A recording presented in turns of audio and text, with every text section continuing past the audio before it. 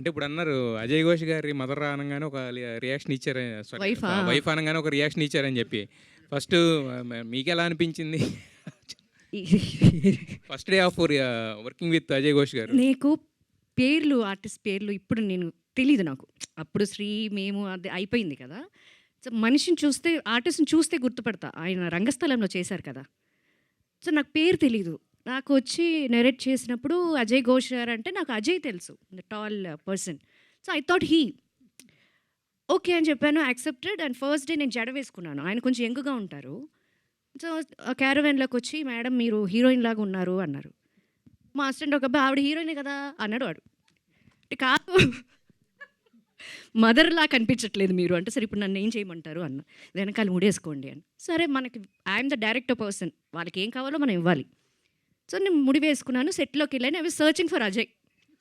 He was sitting on the chair. Ajay Ghosh garu. I thought that okay. ఈయన మా మావయ్య గారి క్యారెక్టరా ఏంటి?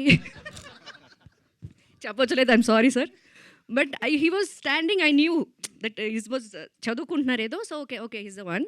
ఐ వాజ్ సర్చింగ్ ఫర్ అంటే నా ఒక అమ్మాయి ఉండే. అమ్మా ఏంటమ్మా వెతుకుతున్నారంటే, అజయ్ ఘోష్ ఎక్కడమ్మా అజయ్ ఘోష్? ఆయనే కదా మేడం అజయ్ ఘోష్ అంటే.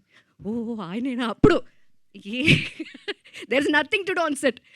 ఐ సెడ్ అప్పుడు నేను అడిగాను కూడా, అడిగినట్టున్నాను మిమ్మల్ని. అంటే లేదు మేడం ఏంటంటే కొంచెం చిన్న వయసులోనే అప్పుడు జరుగుతుంటాయి కదా 80s, 90sలో. పాపం రాశి గారు. పాపం రాశి గారు అన్నారు. But he's a fantastic artist అండి. ఫస్ట్ టైం ఆయనతో వర్క్ చేశాను. సినిమాలో చూశాను కానీ, బట్ సింగిల్ టేక్ ఆర్టిస్ట్ అనేది అది స్టేజ్ పెర్ఫార్మెన్స్కే ఉంటుంది అది.